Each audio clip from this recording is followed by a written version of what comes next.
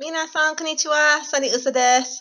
Hi everyone. So today I'm going to be talking about like have you ever been asked like why you're doing something? Like why are you doing that? That's how I feel sometimes about Japanese. So when I meet new people or when I'm talking to my friends and family and I'm like, "Oh yeah, I'm moving to Japan." They have that awkward look on their face and then they say, "Oh, okay. That's cool. So, why do you want to learn Japanese? Why are you studying Japanese?" And then I'll say, "Oh, I think it's interesting. I like other cultures. I like other languages." And then they're like, "Oh, okay, yeah, that's cool." And then they look over and they're like, "So, you do know that you're What? And I just find that so funny. I just say, "Yeah, I know I'm black." So I want to talk about what it's like, my experience of wanting to learn and study Japanese and how people have received that. This just their feedback. So I guess we have to rewind a little bit of where I first started to want to learn Japanese. So like most people, it was an anime.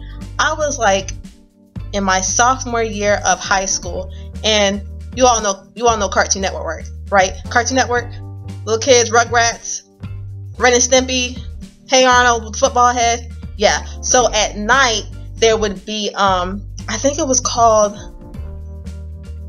what was it called?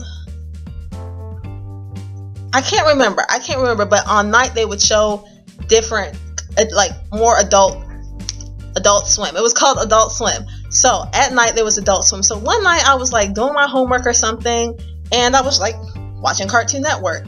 And this show came on with this little white fox who was half human.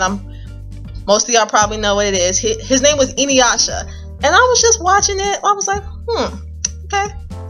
Little half man, half dog running around with some girl jumping through wells.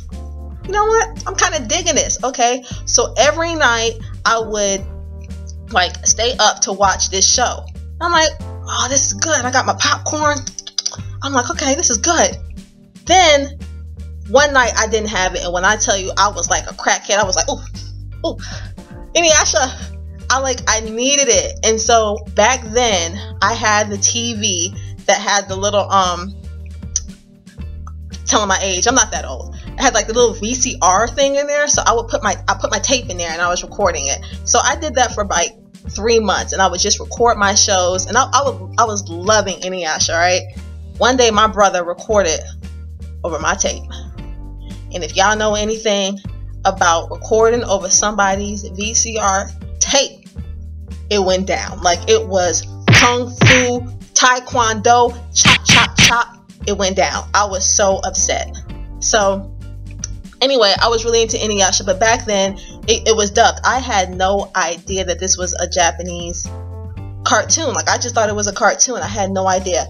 So like it went on, and then the internet was out, but I wasn't really into it too much. So one day I was going through Best Buy and they had an anime section, and Inuyasha was in the anime section, and I was like, oh my god, it's a DVD. I was so excited. So I watched it, I put it in, and it had it was in this weird language. I was like, what is this?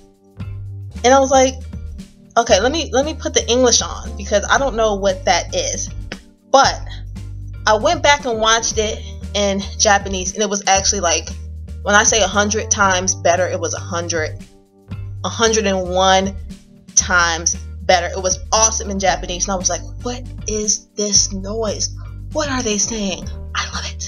I love it. I need more of it. So from then, I had made up in my mind that I was going to be able to watch Inuyasha with no subtitles. I started learning like just small things, phrases, blah blah blah. I went to the bookstores, which we don't hardly have anymore, like Barnes Nobles or something, and I got like an elementary Japanese book. So studied it in college, joined some clubs, had a good time in college, and like I just really enjoyed learning other languages. Like Japanese is just my first love. So back to Future Day, I tell everybody all the time now, like, oh, I'm going to Japan. I want to move to Japan. I want to see the world. I'm young. I want to get out there. And it's always that look like, why Japanese? Like, why don't you want to go to the motherland? I'm like, I don't want to go to the motherland. I want to go to Japan. So that's where I'm at right now. I just want to share some of like the funny things or some of the serious things that I hear. So just a disclaimer right now, for the most part, I can almost say 99% everyone, my friends, my family, strangers have been super supportive of me wanting to, you know, have a career or just learn Japanese in general, make it part of my life. I was never one of those kids who was like, I want to be a firefighter or I want to be a police. Like, I had no idea what I wanted to be. I know I like animals. I was like, yeah, I guess I can be a vet. But, you know, they die half the time, the animals. And I was like, that's kind of sad. So I don't know if I want to do that. So now I just want to incorporate learning languages and using them and utilizing them like as a job. So I'm still working on where that's going to take me.